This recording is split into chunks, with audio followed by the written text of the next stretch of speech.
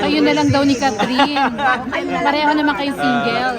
Matapos ang naging anunsyo ng paghihiwalay ni Daniel Padilla at Catherine Bernardo, kinuyog ng netizen si Catherine na gagawa ng part 2 sa record-breaking bilang highest gross Filipino movie of all time na Hello, Love, Goodbye kasama si Alden Richards. Sabi nga ng mga usap-usapan sa social media, kung sino man daw magiging bagong jowa ni Catherine, abay parang big shoes to fill dahil sa taas ng standard. Napatunayan na ni Catherine na kaya niyang umalis sa anino ng love team nila ni Daniel matapos ang tagumpay ng pelikulang Hello, Love, Goodbye na may hawak ng corona bilang highest grossing Filipino of all time na pinagtambalan nila na kapuso star na si Alden Richards. At dahil technically ay single na nga si Catherine, marami na tuloy ang humihirit na fans ng dalawa na baka pwede na ulit gawin ang sequel ng pelikula.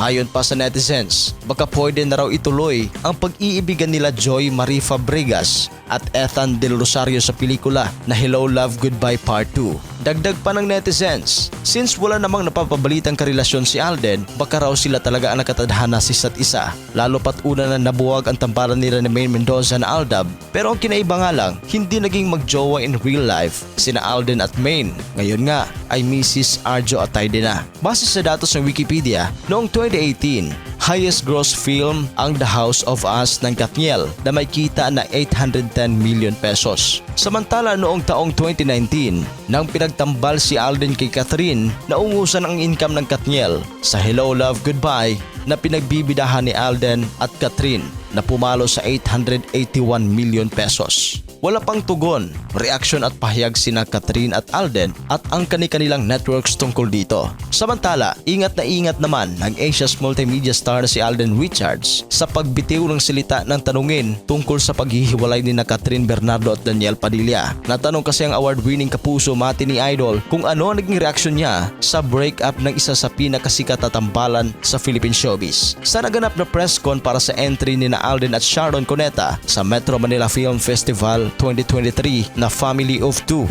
ay isa sa mga natanong sa aktor ay kung ano ang masasabi niya sa hiwalayang Katniel.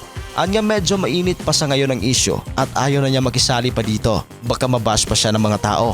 Mas pipiliin raw niya na manahimik muna para maiwasan ang lalong pag-ugong sa kanilang hiwalayan. Reaksyon niya naman sa mga fans na nagsasabi na sana sila na lang daw ni Catherine ang magkatuluyan at gumawa na lang uli ng mga pelikula. Narito ang tugon ni Alden.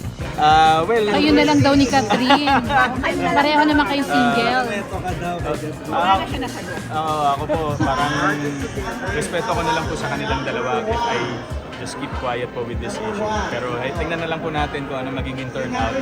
Pero sa ngayon, parang they deserve the space that they need to go through. Para sa inyong reaksyon, please comment down below sa mga hindi pa nakapag-subscribe. Huwag kalimutan mag-subscribe at pakihit sa notification bell. Maraming salamat po.